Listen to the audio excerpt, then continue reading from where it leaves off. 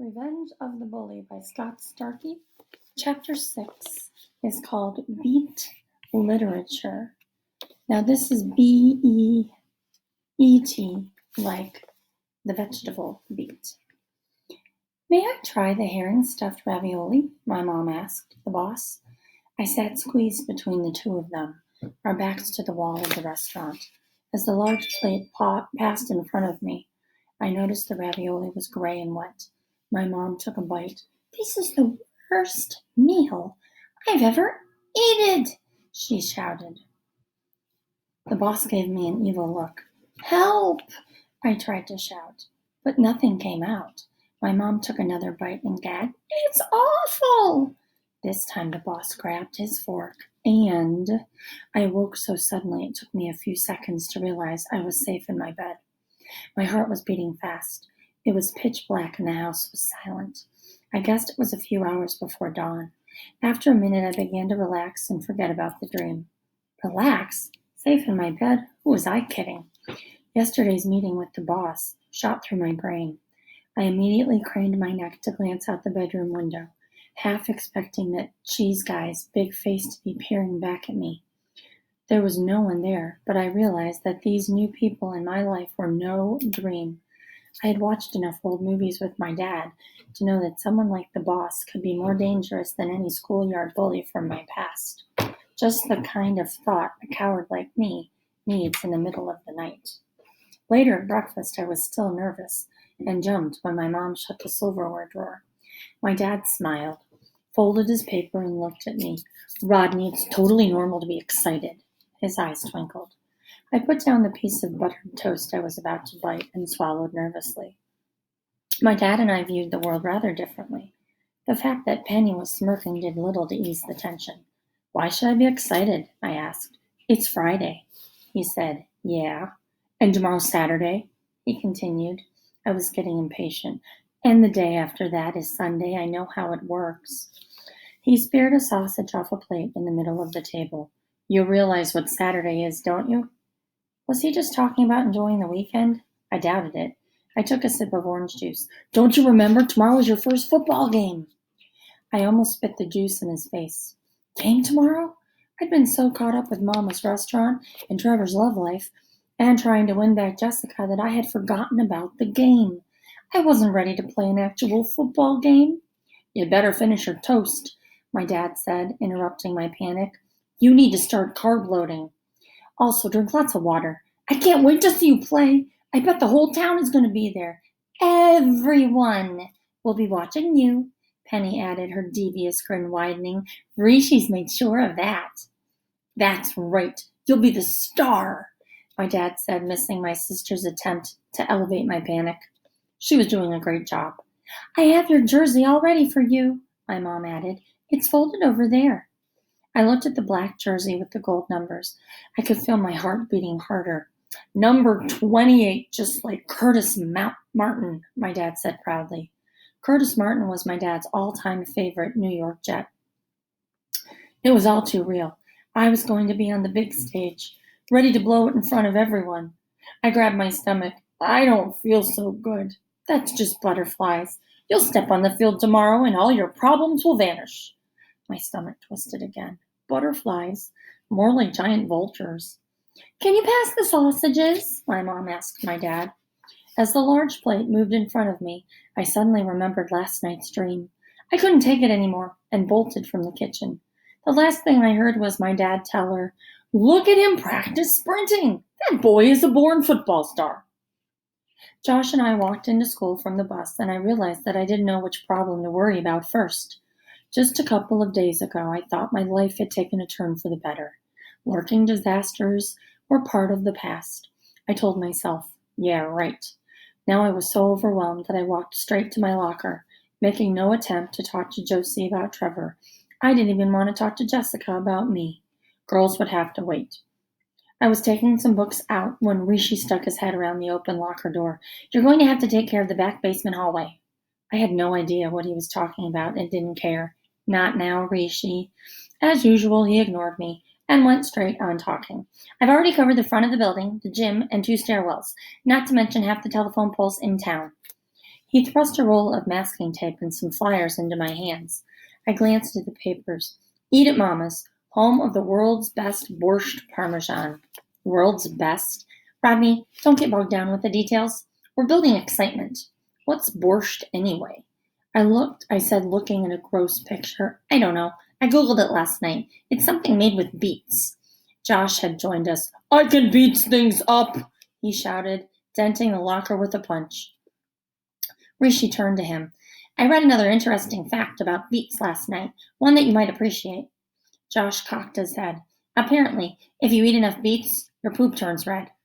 It was a rare moment when Josh grasped a concept immediately. Red poop! He yelled. He clapped his hands together and laughed and laughed.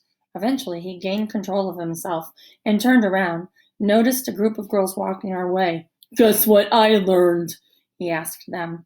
The 5 stopped and stared. What? One asked. Josh proudly announced his new fact. 4 of the girls let out a simultaneous ew and hurriedly walked on. But one lingered. It was Wendy Wiswitz.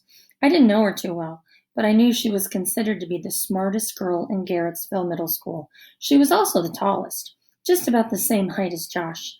Interesting, she observed, before asking, did you read my paper on cow chips and their impact on homesteaders, or do you find the large intestine fascinating like me? Josh managed to nod. I caught an elbow from Rishi. Yes, Wendy continued, as I suspected. Of course, it's really an interesting point you bring up. If a beet can have that kind of effect on the digestive tract, are there other underlying benefits in the process? Maybe we could do an experiment. We could create a colon health breakthrough and publish our findings. Would you like to be my co-author? Josh managed another nod. Nice. I'm Wendy Wisowitz. I know you're Josh Dombrowski. I'll be at your game tomorrow. I was going to spend the day reading Moby Dick again. Josh interrupted. You find Herman Melville humorous too? So many people miss the subtle comedy in his prose. Want to walk me to my first class? We can talk beets and 19th century lit. Josh shot Rishi and me a puzzled look before heading off with her. Rishi smiled. Maybe Wendy's got a friend for you too, Rodney. Yeah, that's just what I need. I looked at the flyers in my hand. Listen, Rishi, I've got too much going on right now. I can't get involved with this restaurant thing. Hey, I know you're busy. Big day tomorrow and all. For once he sounded reasonable, which lasted a second. Don't worry, he continued. I've got you covered. I already have a reporter from the Akron Beacon Journal assigned to do a write-up on the game. I gave him several photos of you to use in the spread. Photos? What photos? Who's the best cameraman you know? Hey, I also sent him one that your mom showed me from Can't Blame Me. You know, the one of you in a dress. What? I wanted to strangle him. We need to emphasize your playful side. You can come across very serious sometimes. Rishi, I began to growl. See, you're doing it now. Anyway, you made a deal to work for the boss. After history class, you pass the back basement hallway on the way to music. Just hang 3 of them down there. Make sure they're eye level. Do you make the graphic? I had trouble finding a good picture of borscht. I glanced again. It looks like a bucket of vomit. How's that going to build excitement? It's more likely to scare people away. Rishi frowned. I'm not an artist. It's all we got. Anyway, can you hang them there? Okay, I finally agreed. I'll see you at lunch. Rishi smiled. Let's hope they're not serving beets. After history class, my head hurt as I pondered the list of horrors facing me. For about the 100th time in my life, I thought about running away to some faraway place. Only I knew that the first person I'd meet in faraway land would either be the town thug or some local evil mastermind. At least here in Garrettsville, my enemies were familiar, and after a year in Ohio, I was learning the good places to hide out. In fact, this quiet back basement hallway seemed like an ideal location. I hung the first flyer above a clogged, dirty water fountain. I figured that anyone who'd drink from it might actually enjoy Mama's disgusting food. I moved along, sticking up another flyer about 20 feet down the hall. I was putting up the third flyer when I noticed some boy pull down the first one. "Hey!" I yelled. He turned toward me, and I immediately felt bad I had shouted at him. It was the quiet kid I had noticed a few times around school. He was always drawing in a notebook and wore the same hooded sweatshirt every day. The first time I saw him, he was sitting on the floor outside my history class, leaning back against the lockers. I remember he glanced my way, and I thought there was something sad about him. I tried to say hello, but he had quickly shifted his attention back to whatever he was drawing. Now in the basement, he stared at me for a moment before backing away, the flyer still in his hand. I decided not to say anything. Besides, maybe he enjoyed Russian Italian food. I continued down the hall, still thinking about the quiet kid. Just yesterday, I had seen him getting teased by some students in Mr. Scabb's class. I was glad I hadn't said anything mean to him now. Anyway, it wasn't his fault I was having a bad day. And with that thought, my day got a whole lot worse. "Hanging out with any rats in the basement, Ratbone?" I looked up. It was my old enemy, Toby. I hadn't seen him coming down the stairs at the end of the hall. "Landing any bushes lately?" I asked. He gave me a big smile. "That's right. Keep joking.